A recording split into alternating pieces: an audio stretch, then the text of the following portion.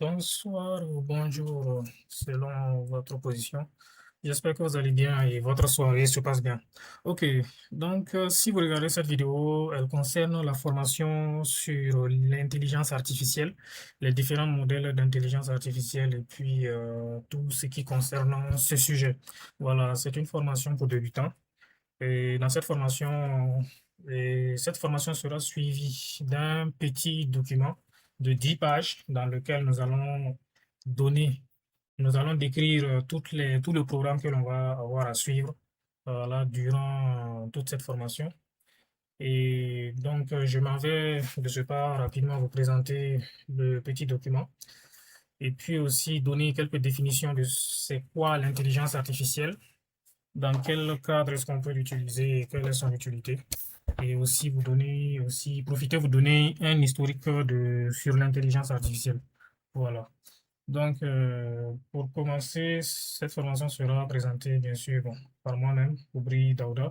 Donc, et pour la première partie, et dans le document, je vais vous l'envoyer, vous allez avoir une définition très simple de c'est quoi l'intelligence artificielle. Vraiment une définition très, très simple.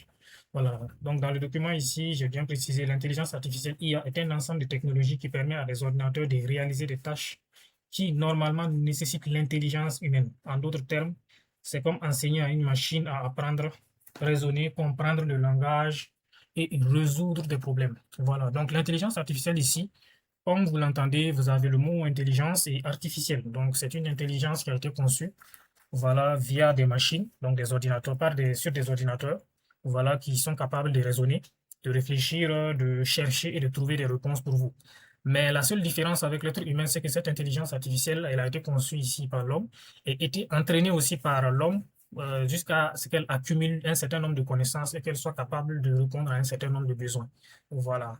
Et bien sûr, au fur et à mesure de la formation, vous allez voir que cette intelligence artificielle aujourd'hui, en 2026, elle est capable de faire des prouesses vraiment incroyables. Elle est capable de réaliser des tâches que l'on n'aurait jamais imaginé possibles sur une machine. Voilà. Donc, très simplement, c'est ce que c'est que l'intelligence artificielle. Donc, nous allons avoir un cas ici où on va clairement l'expliquer pour que vous compreniez. Donc, analogie simple, imaginez que vous entraînez un enfant en lui montrant des milliers de photos de chats pour qu'il reconnaisse un chat.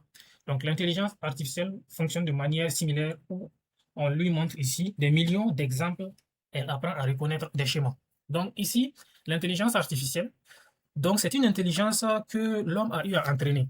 Voilà, donc c'est une machine que l'on prend où on va concevoir cette intelligence-là et on va l'entraîner à reconnaître un certain nombre de choses, à reconnaître des informations, à mémoriser des informations, à reconnaître peut-être des images pour comprendre que telle image, par exemple, qui contient un chat, elle peut reconnaître que cette image contient un chat, ou dans telle photo, il y a telle personne qui a été écrite de telle couleur et tout.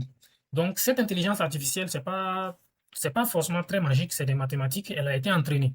Donc, elle a été entraînée à reconnaître des formes, elle a été entraînée à reconnaître des visages, elle a été entraînée à reconnaître un certain nombre d'informations. Voilà, c'est ce qui permet de telle sorte que quand vous lui posez une question, il puisse facilement vous donner une réponse exacte par rapport, bien sûr, aux informations qu'elle a reçues. Donc, l'intelligence artificielle ne vous fournit que les informations sur base de son entraînement, tout comme un enfant. Si à un enfant, vous ne lui apprenez pas l'histoire de votre pays, et que vous commencez à citer les dates marquantes de l'histoire de votre pays à votre enfant et que vous lui demandez de vous donner des réponses, il ne pourra pas vous donner des réponses. Voilà, toutes les réponses qu'il va vous donner seront forcément des réponses faussées parce qu'il n'a pas appris, vous ne l'avez pas appris ça, il ne connaît pas ça, donc ce n'est pas de la magie, il va forcément inventer des trucs. Donc dans l'intelligence artificielle, souvent aussi, quand on va commencer la pratique, vous allez voir que souvent vous allez lui poser des questions, il va vous donner des réponses, mais les réponses sont fausses. Les réponses sont fausses parce que tout simplement, les données qu'il a eu à avoir, qu'on a utilisées pour l'entraîner, ne sont pas des données complètes. Donc ces données-là ne lui permettent pas de donner une réponse exacte. Mais le problème aussi avec l'intelligence artificielle, si elle n'est pas bien configurée, bah, elle risque de vous donner des réponses, même si les réponses sont fausses. Parce que certains modèles ont été conçus de telle sorte que ils doivent vous donner des réponses. Voilà, même si la réponse n'est pas exacte. Donc là, vous devez faire simplement attention quand nous allons commencer à les utiliser. Chaque information qu'elle va vous donner, vous devez être capable d'aller chercher la source et essayer de comprendre réellement est-ce que cette information est valide ou pas. Donc avec l'intelligence artificielle aujourd'hui, ce sont les défis majeurs qui se pose. Mais aujourd'hui, vraiment, avec l'évolution, on est en train d'aller un peu vers une évolution stratosphérique qui permet de vérifier même rapidement l'information avec l'intelligence artificielle. Voilà. Donc, une brève histoire de l'IA, de l'intelligence artificielle. Bon, vous avez les grandes dates marquantes ici. Je ne vais pas forcément toutes les citer, mais l'intelligence artificielle, on a ici en 1950 avec Alan Turing, qui est un célèbre scientifique, voilà, du XXe siècle. Donc, c'est lui, il a créé bon, ce qu'on appelle le célèbre test de Turing, qui permet de distinguer si c'est une machine ou c'est... Peut-on distinguer une machine d'un humain? Parce qu'actuellement, c'est ce vers quoi on est en train de tendre. On est en train de tendre vers quelque chose qui est vraiment spectaculaire et incroyable, qui est que l'intelligence artificielle aujourd'hui est capable de réagir à des tâches que les gens ont du mal à distinguer, à faire la différence. Est-ce que c'est un humain qui l'a réalisé ou est-ce que c'est une machine? Et c'est ça, c'était depuis 1950, Alan Turing a créé ce test qui permettait de savoir est-ce que c'est la personne qui vous parlait ou la personne avec laquelle vous interagissez, est-ce que c'est un être humain ou pas? Et aujourd'hui, avec l'intelligence artificielle, vraiment, on est vraiment, je dirais, à ce niveau-là. Donc, ceux-là, ce sont les papas, si on peut le dire, les pères fondateurs de l'IA. Et depuis 1950, donc jusqu'à nos jours, vous allez voir ici une petite historique. Et jusqu'à bon, jusqu'en 2022, en 2022, vous avez certainement entendu parler de ChatGPT. Parce que si vous vous intéressez à l'IA, c'est que forcément vous avez entendu parler de ChatGPT. ChatGPT, c'est ce modèle grand public qui a vraiment permis à tout le monde de s'intéresser à l'IA. Sinon, l'IA existait il y a longtemps. Il était utilisé vraiment par des grandes entreprises, mais pas pour réaliser les tâches que nous voyons aujourd'hui. Voilà. Aujourd'hui, c'est un modèle vraiment qui est grand public que l'on utilise. Bon, ChatGPT, c'est celui vraiment qui a démocratisé la chose, mais vous allez voir qu'il y a d'autres modèles d'intelligence artificielle qui sont vraiment très performantes, plus performantes que même que ChatGPT. Donc, on dit l'IA devient accessible au grand public, bien sûr, parce qu'avec ChatGPT, l'IA était connue vraiment du grand public. Voilà. Maintenant, bon, en 2025, on a bien sûr l'IA a encore évolué. Nous avons aujourd'hui l'avènement de l'IA agentique. L'IA agentique, ne laissez pas ce terme-là vous faire peur. C'est juste une IA en fait qui est capable d'exécuter des tâches pour vous sur votre machine. Et je vous donne un exemple simple. Vous pouvez programmer cette IA de telle sorte que chaque matin, peut-être, vous devez envoyer un rapport, par exemple, à votre boss.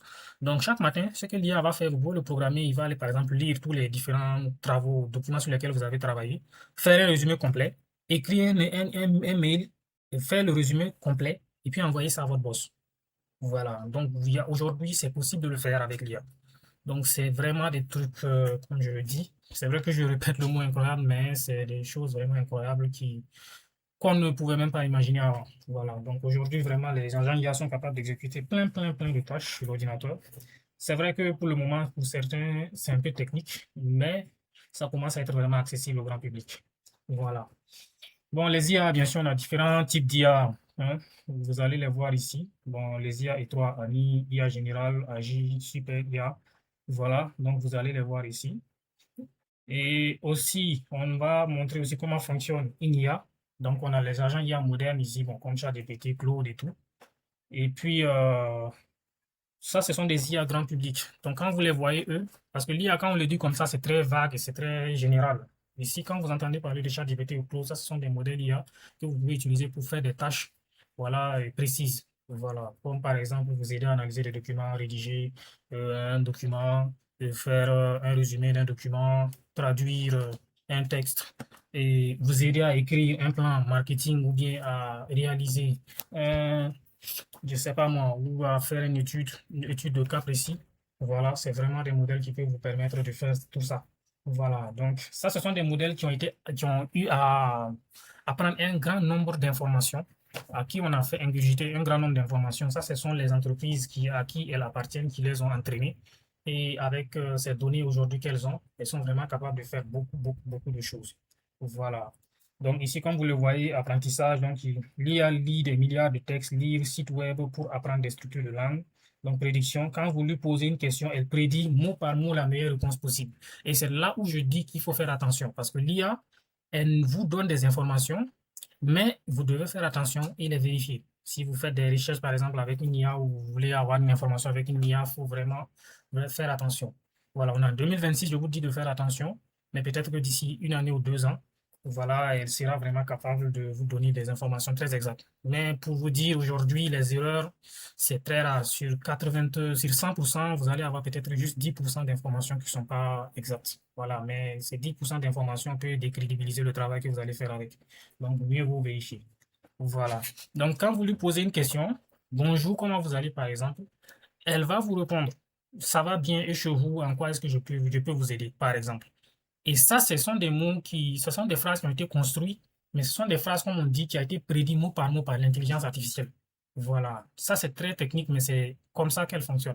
Donc, souvent, elle est capable de construire toute une phrase pour vous expliquer un truc, mais cette phrase est fausse. Mais de la manière dont elle l'a expliqué, vous allez penser que c'est vrai. Voilà. Mais allez vérifier l'information, c'est très important. Donc, ça, c'était une parenthèse. Donc, affinement, bon, on a des experts humains qui corrigent et améliorent les réponses de l'IA pour rendre plus utile et sécurisé. Donc, c'est ce que je disais dans le côté affinement, c'est-à-dire qu'il faut vraiment que vous preniez le soin de vérifier les informations qu'il vous donne. Voilà, que l'intelligence artificielle vous donne. Bon, aujourd'hui, on a plein de modèles, hein, où on va juste s'intéresser à ChatGPT, Gemini, Claude, Copilot. Gemini, ici, ça, c'est un modèle de Google. ChatGPT, vous entendez parler de OpenAI. Voilà, aujourd'hui, ils sont vraiment un peu partout. On a Claude aussi. Aujourd'hui, avec les développeurs, c'est un modèle qui les gens adorent beaucoup parce qu'il permet de créer et puis de créer du code propre, de développer des sites, de développer des applications et tout. Et aussi, il est très très bon côté texte. Voilà, il est très très bon côté texte. Il est capable vraiment de vous générer un texte parfait, propre. Et les informations qu'il fournit vraiment sont très détaillées et aussi souvent très exactes. Voilà, donc c'est pas tous les IA qui vont vous donner des fausses informations, mais on n'est jamais prudent. Vous pouvez le vérifier. Donc actuellement, on est jusqu'à 14 minutes déjà. Donc je ne vais pas rendre la vidéo trop longue. Donc on a d'autres modèles comme Mistral et on a Perplexity AI. Ça, c'est une IA aussi. Voilà. Et Mistral, ça c'est français. Donc Perplexity, je vais retrouver mes mots. Aussi, c'est une IA des États-Unis et que vous pouvez utiliser pour faire des recherches d'informations, voilà, ou d'actualité. Donc, vous avez un tableau de comparatif et au niveau du point 4, vous allez avoir tous les modules que nous allons voir. Voilà, ce que nous allons voir durant cette formation-là. Voilà. Donc, ça sera tout ce que nous allons faire. Donc, on aura vraiment largement le temps de comprendre qu'est-ce que c'est que l'intelligence artificielle, comment l'utiliser, les différents modèles que je viens de vous montrer, comment les utiliser et comment travailler avec ces modèles-là dans votre travail ou bien réaliser tous les différents travaux que vous souhaitez réaliser. Bon, on a dans la partie conseil, ça c'est des prompts. Les prompts, en fait, c'est juste l'instruction que vous allez donner à votre intelligence artificielle. Voilà. Par exemple, vous allez lui dire bonjour, moi je suis un agent commercial de telle entreprise, ou bien je suis juste un agent commercial et j'aimerais que tu m'aides à rédiger un plan, un angle marketing qui est tel sur tel produit. Et là, ça, c'est un prompt. Et là, maintenant, quand vous lui donnez ça, il va maintenant aller rédiger ce petit document pour vous et vous allez le peaufiner jusqu'à obtenir ce que vous voulez. Et voilà. Donc aujourd'hui, on n'est pas là, on n'a pas besoin d'être assis à rédiger soi-même un certain nombre de choses. On peut demander à l'intelligence artificielle et nous-mêmes aussi apporter notre petit plus dans ce qu'il va nous proposer. Voilà. Donc nous allons voir comment bien structurer un prompt, bien sûr, et comment est-ce qu'on peut l'utiliser vraiment pour obtenir des informations et arriver à des résultats vraiment très, très parfaits. Donc, dans la partie 5 aussi, vous allez avoir des différentes ressources, des chaînes YouTube ou bien des plateformes sur lesquelles vous pouvez aussi aller pour peaufiner votre apprentissage de l'intelligence artificielle et puis aussi avoir des idées aussi autres que celles que je suis en train de vous partager sur l'intelligence artificielle et comment on peut l'utiliser. Voilà. Donc, j'espère que ça n'a pas été beaucoup trop long parce qu'on a été vraiment, on n'a pas pu bien synthétiser tout, mais on a 17 minutes, c'est juste 10 pages. Voilà, vous prenez, vous lisez. Et puis, bon, dans la vidéo suivante, nous allons aborder pas à pas ce qui doit être fait. Voilà. Donc, merci et bon début de formation à vous. Merci.